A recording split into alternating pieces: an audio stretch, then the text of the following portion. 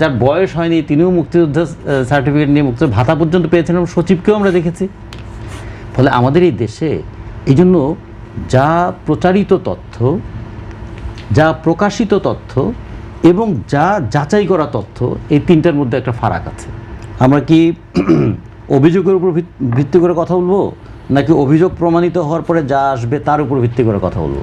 এখন অভিযোগ যেটা করা হচ্ছে সেই অভিযোগের সত্যতা কতটুকু সেটা তো বের করার দায়িত্ব এখন এই সরকারের, না প্রসিকিউটরের। তারা বের করুক, কারণ আমরা তো 13 বছর ধরে এটা শুনছি আর শোনা কথার উপরেই তো চলছে সব কিছু।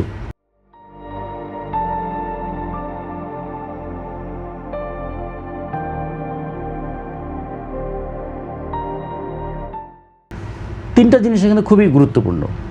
61 জনের যদি মৃত্যু হয় তাহলে 61 জনের মৃত্যুর তো তালিকা আছে, নাম, পিতার নাম, এলাকা কোথায়, এটা তো খুবই সহজ বের করে আনা, এবং place of occurrence, time of occurrence এবং ভিকটিম, এটা যদি নিয়ে আসা যায় তাহলে তো একটা পরিষ্কার যে 61 জন একদিনেই মারা গেছেন।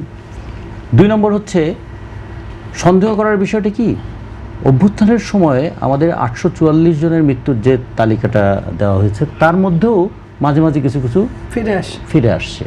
এই তো অভ্যুত্থান হলো 5ই আগস্ট, এই সময়ের ঘটনাও। ফলে আমরা যেমন শিশু মুক্তিযোদ্ধা দেখেছি, সেখানে যার বয়স হয়নি তিনিও মুক্তিযোদ্ধা সার্টিফিকেট নিয়ে মুক্তিযোদ্ধা ভাতা পর্যন্ত পেয়েছেন, এবং সচিবকেও আমরা দেখেছি। ফলে আমাদের এই দেশে এই জন্য যা প্রচারিত তথ্য, যা প্রকাশিত তথ্য এবং যা যাচাই করা তথ্য, এই তিনটার মধ্যে একটা ফারাক আছে, এটা একটু দেখতে চাই। আর একটা বিষয় হলো যে সেই সময়ের সরকারের রোলটা যেরকম ছিল, সেই রোলটা তার মধ্যে অনেক বিষয় তো বিচারের আওতায় আসবে, তা বেরিয়ে আসুক। আমরা আমাদের দিক থেকে আমরা খুবই এটাকে ওয়েলকাম জানাই, অভিনন্দন জানাই যে কোনো একটা সরকার কোনো একটা অগণতান্ত্রিক কাজ করলে সেইটা যদি বিচারের আওতায় আসে তাহলে পরবর্তী সরকারের জন্য একটা মেসেজ হয়।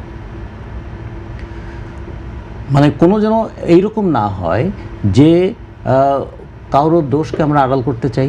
আচ্ছা, আদিলুর রহমান শুভ্র তো উনি অন্তর্বর্তীকালীন সরকারের উপদেষ্টা ছিলেন, তখন তো তিনি যথেষ্ট পাওয়ারফুল ছিলেন, তখন কেন করলেন না? সেই 18 মাস তারা কেন একটা ভাত ঘুম দিয়েছিলেন, নাকি অন্য কিছু ছিল তাদের? যে মানুষটা নিপীড়িত হলেন, নির্যাতিত হলেন, জেল খাটলেন, সেই মানুষটা যখন ক্ষমতায় এলেন, তাকে যে অন্যায়ভাবে জেলে পড়া হয়েছিল, আমরা তখন প্রতিবাদ করলাম, তার জন্য বিবৃতি দিলাম, তার জন্য আমরা সমাবেশ করলাম যে আদিলুর রহমান শুভ্রর যদি অপরাধ থাকে সে অপরাধের বিচার হোক, কিন্তু এইভাবে তাকে তো হয়রানি করা উচিত নয়, আমরা করলাম। কিন্তু তিনি যখন ক্ষমতায় আসলেন তখন তিনি তার উপর যে অবিচারটা হয়েছিল সেটা তিনি ভুলে গেলেন। এগুলোও তো একটা প্রশ্ন তৈরি করে, গত 18 মাসে কি হয়েছিল তাহলে, সেটাও একটু বিবেচনাযোগ্য। এই জন্য আমরা বলতে চাই বর্তমান প্রসিকিউটর তারা করবেন কাজটা, ভালোভাবেই করবেন, এটাই আমরা চাইব। একটা সন্দেহমুক্ত করাটাই তো বিচার বিভাগের কাজ। জনগণ তো সন্দেহ করবে, জনগণ গুজব রটাবে, জনগণ কখনো কখনো অনুমান করবে, জনগণ কখনো কখনো বাড়িয়েও কথা বলবে, এমনকি পত্রপত্রিকাও কখনো কখনো ভুল ইনফরমেশন দিতে পারে। সেগুলো সব যাচাই করার দায়িত্বটা কার? সেটা বিচার বিভাগের। কাজটা শুরু হোক, আমরা এটা দেখি, অবজার্ভ করি।